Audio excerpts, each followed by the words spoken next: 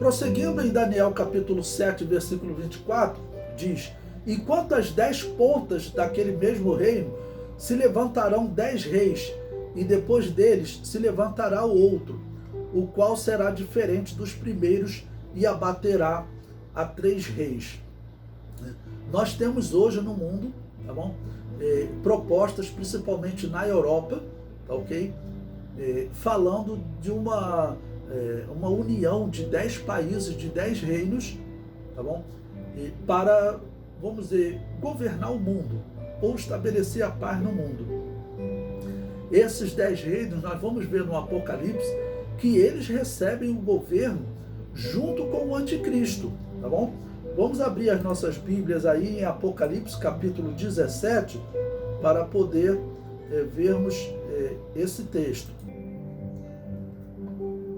Então, Apocalipse capítulo 17, eu vou ler a partir do versículo 11, não vou falar agora sobre a Babilônia apocalíptica, vou focar apenas na besta e nesses 10 reis, tá bom?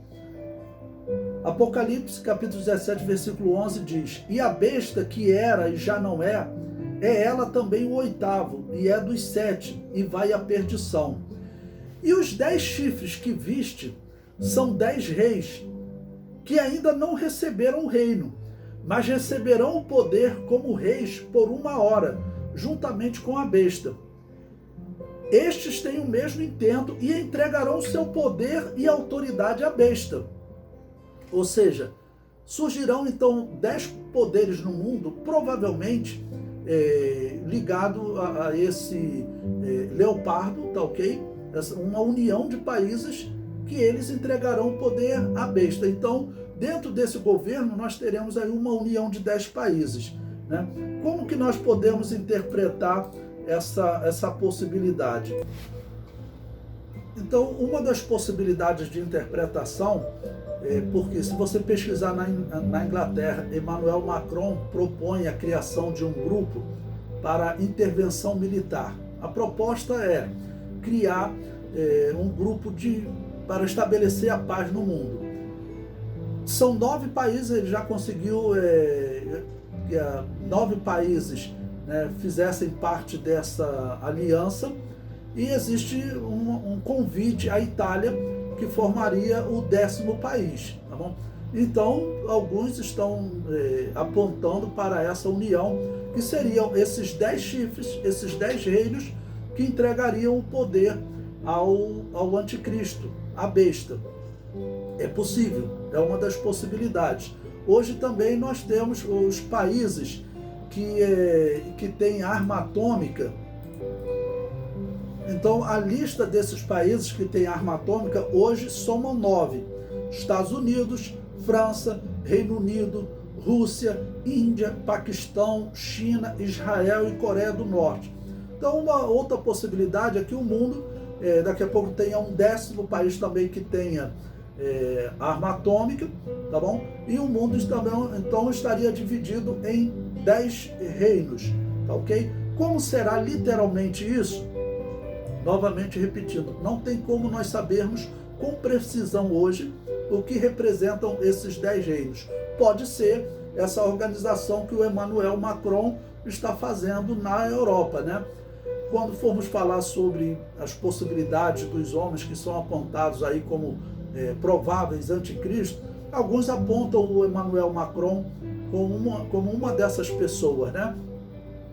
Já que o nome Emmanuel, Deus conosco, ele traz essa simbologia no nome. Macron, que é exatamente o termo máximo, tá, okay? Que era usado para os imperadores, Alexandre Magno, ou Alexandre Máximo, ou Alexandre Macron.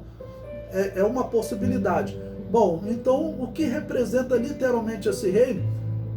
Repito, não tem como nós sabermos com precisão hoje. Em escatologia nós trabalhamos muito com possibilidades. Quando eu comecei a estudar escatologia, e me lembro que no seminário surgiu a oportunidade de dar essa aula, alguns outros amigos até do seminário, né, que trabalhavam lecionando, eles diziam: eu não gosto de ensinar escatologia porque são muitas possibilidades. Bom, apesar das muitas possibilidades, nós temos que fazer o seguinte: se a Bíblia ela não declara abertamente, né, a interpretação de um ponto, nós apresentamos essas possibilidades, colocamos, né, um possível, outro menos possível, tá ok? Vamos colocando todas as possibilidades sem definir, já que a Bíblia não define, tá bom? Mas também não é correto nós abandonarmos o estudo, tá ok? Então essas 10 pontas da besta representam 10 reinos que entregarão o poder à besta, tá ok? Essa besta que sobe do mar de Apocalipse 13, que tem uma ligação especial com aquela besta que é o quarto animal de Daniel, capítulo 7. Retornando então a Daniel capítulo 7, nós vimos então o que significa aí esses 10 reis, tá bom? O versículo 25 diz: e proferirá palavras contra o Altíssimo, e destruirá os santos do Altíssimo, e cuidará em mudar os tempos e a lei, e eles serão entregues nas suas mãos por um tempo e tempos e metade de um tempo. Essa é uma expressão que indica o tempo que isso acontecerá, que é a grande tribulação. Esse período que é interpretado pela maioria das pessoas como durando 7 anos, tá bom? Existem alguns que colocam em 40 anos, mas a maioria acredita que dura 7 anos. Por quê? A grande tribulação é a última das 70 semanas de Daniel. 69 se cumpriram na morte de Cristo, tá bom? O anjo fala claramente para Daniel, leia Daniel capítulo 9, 69 semanas se cumprem na morte de Cristo. Ele diz, depois de 7 e 62 semanas, o Messias será tirado, tá bom? Então, cumpriram-se 69 semanas na morte de Cristo. As 70 semanas teve uma interrupção na contagem dela, tá bom? Senão ela terminaria 7 anos após a morte de Cristo. E por que teve uma interrupção? Por que nós temos que dizer que teve uma interrupção? Porque os seus 6 propósitos não se cumpriram. Não foi dado fim aos pecados de Israel, não foi extinguida a transgressão, não foi selada a profecia, a visão, não foi dado... não foi ungido o santo dos santos, então não foi, os seus propósitos não se cumpriram. Então por isso nós dizemos que existe um intervalo entre a semana 69 e a semana 70, a 70ª semana. Esse intervalo é chamado de intervalo profético, era da igreja ou dispensação da graça, tá bom? Então essa semana que resta, tá bom? É a grande tribulação, por isso que a grande tribulação nós interpretamos que dura 7 anos. Não há no Apocalipse uma descrição de 7 anos para esse período de grande tribulação, tá bom? Porque senão, olha, 7 selos, 7 trombetas, 7 taças, tudo isso iriam somar aí um tempo muito maior, ok? Então, a grande tribulação, ela dura 7 anos e ela vem dessa última das 70 semanas de Daniel. Então será nesse período das 70 semanas que o anticristo mudará os tempos e a lei. Então existem seitas que dizem que isso aqui se cumpriu há tempos atrás, quando a Babilônia apocalíptica ela estabeleceu o domingo como dia de culto.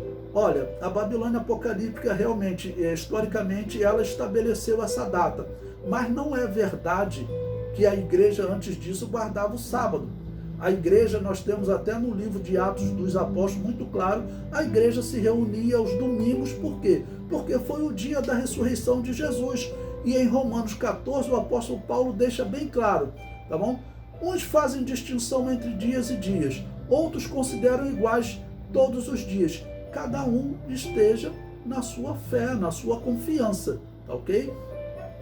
Então, essa mudança aqui não aconteceu há tempos atrás. A igreja, ela sempre usou o domingo para culto, mas a igreja, ela considera iguais todos os dias, como o apóstolo Paulo disse em Romanos 14. A igreja, ela guarda os 7 dias da semana e ela se reúne no domingo para celebrar esse momento que é fundamental para o cristianismo, que é a ressurreição de Jesus. Então, essa mudança dos tempos e das leis será algo que o anticristo fará durante a grande tribulação, ligado a Israel. Nós teremos um capítulo nessa escola bíblica sobre Israel e o anticristo, tá bom? E eles serão entregues nas suas mãos por um tempo, representa 1 ano. Em tempos, representa 2 anos. E metade de tempo, então, 3 anos e meio. Por quê? Porque a grande tribulação ela é dividida em 2 períodos de 3 anos e meio, tá bom? Nas 70 semanas de Daniel, a última semana diz que o anticristo fará uma aliança com muitos por 1 semana.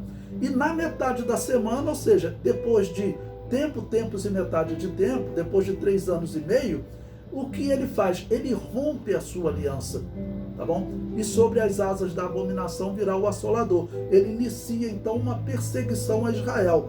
Esse texto aqui, ele é compatível com essa segunda parte da aliança que o anticristo faz com Israel e com as nações durante 1 semana, tá bom?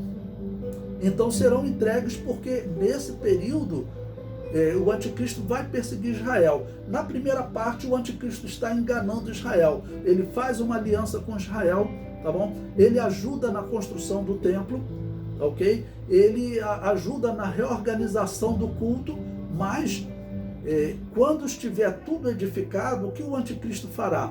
Ele vai querer entrar até no Santo dos Santos e do local onde ficava a arca e o propiciatório, que era o símbolo da presença de Deus, tá bom?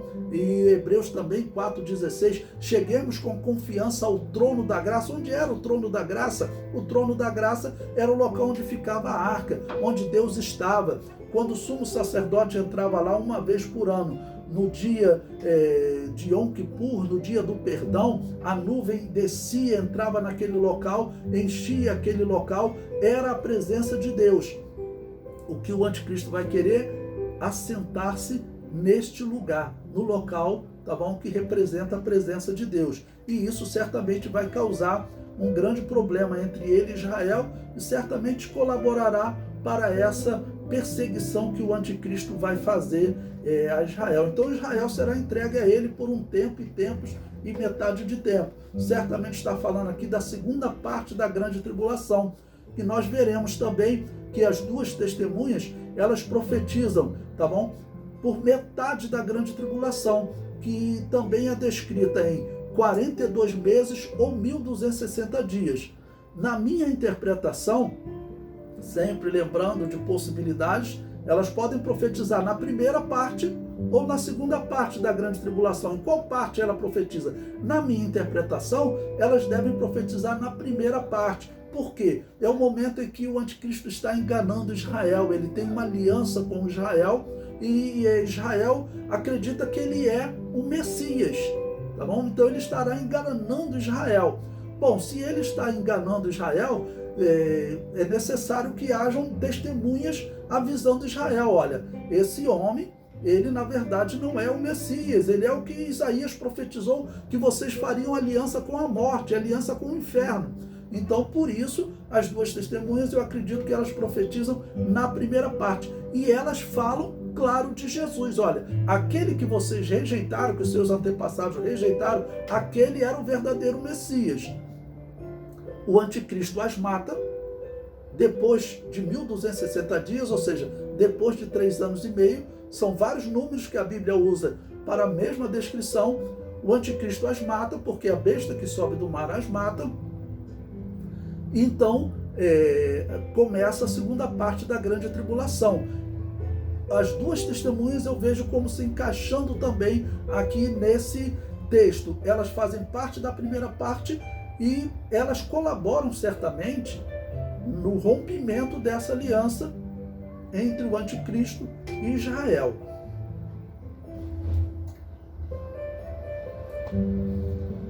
Pois bem, o versículo 26 diz: mas o juízo estabelecer-se-á, e eles tirarão o seu domínio para o destruir e para o desfazer até o fim.